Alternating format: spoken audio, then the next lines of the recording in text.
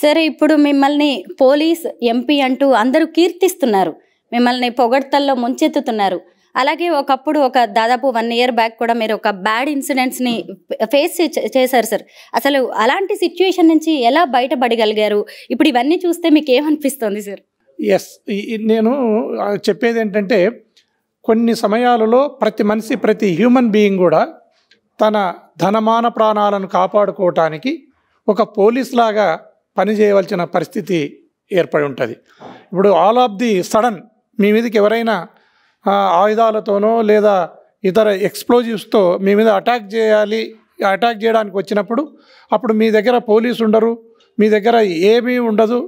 మీరు self defence కోసం మీరు పోలీస్ అవతారం ఎత్తాల్సి వస్తుంది. ప్రతి హ్యూమన్ బీయింగ్ కూడా ఏదో ఒక సమయంలో పోలీస్ ఉద్యోగం చేయవలసిన విషయమైతే ఉంటుంది.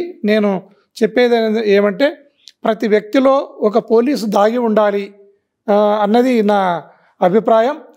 ఖచ్చితంగా నేను గతంలో పోలీస్ వ్యవస్థలో పనిచేసినాను కాబట్టి నేనేం గాబరాకు కానీ ఆందోళనకు కానీ గురి కాకుండా నేను పోలీసు ఏ రకంగా రియాక్ట్ అవుతారో ఆ రకంగానే రియాక్ట్ కావటం జరిగింది మేడం.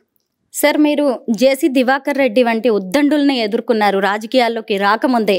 ఆ తర్వాత మీరు రాజకీయాల్లోకి వచ్చారు. ఇప్పటికి కూడా మీరు చాలా మందికి టార్గెట్గా ఉంటారు. రాజకీయ ప్రత్యర్థులు కావచ్చు, లేదంటే మీ ఎదుగుదలని ఓరవలేని చుట్టుపక్కల సొసైటీ కావచ్చు, వాళ్ళందరినీ మీరు ఎలా ఫేస్ చేస్తుంటారు సార్? ఆ రోజు పోలీసు వ్యవస్థలో ఉన్నాను. ఆ రోజు పోలీసు సంఘంలో స్టేట్ వైస్ ప్రెసిడెంట్గా, తర్వాత సెక్రటరీగా ఆ రకంగా పోలీసు వ్యవస్థలో ఉన్నాను మేడం. అప్పుడు తప్పని పరిస్థితి. ఆ రోజు ఆ రకమైన పరిస్థితుల ప్రభావం చేత మాట్లాడడం జరిగింది. వ్యక్తిగతంగా నాకు ఎవరిపైన శత్రుత్వము లేదు. తర్వాత కూడా రాజకీయాల్లోకి వచ్చిన తర్వాత కానీ పోలీసులో ఉన్నప్పుడు కానీ రకరకాల ఆయా పరిస్థితులను బట్టి రకరకాల అసాంఘిక శక్తులు కానీ రకరకాల యాంటీ సోషల్ ఎలిమెంట్స్ మన పైన విమర్శలు చేయడానికి, దాడులు చేయడానికి ప్రయత్నం చేస్తూ ఉంటారు. వాటినన్నిటి కూడా ఒక స్థితప్రజ్ఞతతో ఒక పరిస్థితులకు అనుకూలంగా మనం రియాక్ట్ కావాలి, రెస్పాండ్ కావాలి అన్నది నా అభిప్రాయం మేడం.